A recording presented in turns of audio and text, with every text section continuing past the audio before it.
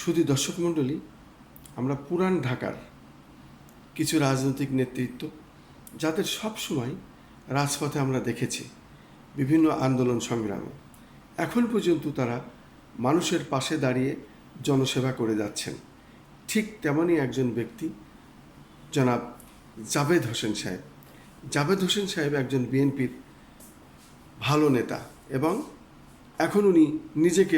এখনও উনি কর্মী মনে করেন এবং জনবান্ধব এই এলাকায় উনি কমিশনারের নির্বাচন অংশগ্রহণ করতে চান এবং নির্বাচিত হওয়ার পরে এই এলাকায় কী করতে চান সেই বিষয়টা উনি বলবেন।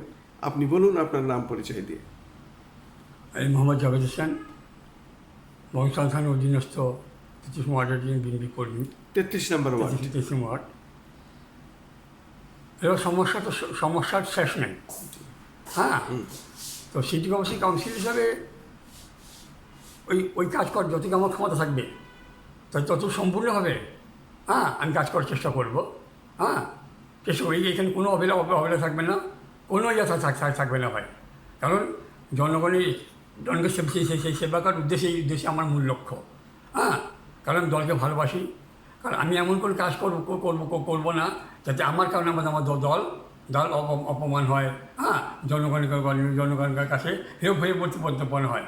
কারণ আমার নেতা তারেক রহমান যে কষ্ট স্বীকার করে দেশে খিদমত করতেছেন ভাই,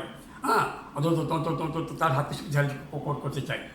কারণ যদি ক্ষমতা না পেতে কিছু করার নেই, মানে না, কারণ অনেকে ধনা দিতে হয়, দেখা যাচ্ছে সাইনের জন্য ওর কথা বলার জন্য। তো সেটি আমার নিজের কাছে থাকে, পুরোপুরি কাজ চেষ্টা করবো। যত দায়িত্ব কাউন্সিল হিসাবে সিটি কমিশন আমার থাকে সেটাই। কারণ অন্য কোনো ডিপার্টমেন্ট দায়িত্বটা আমার অপরে না।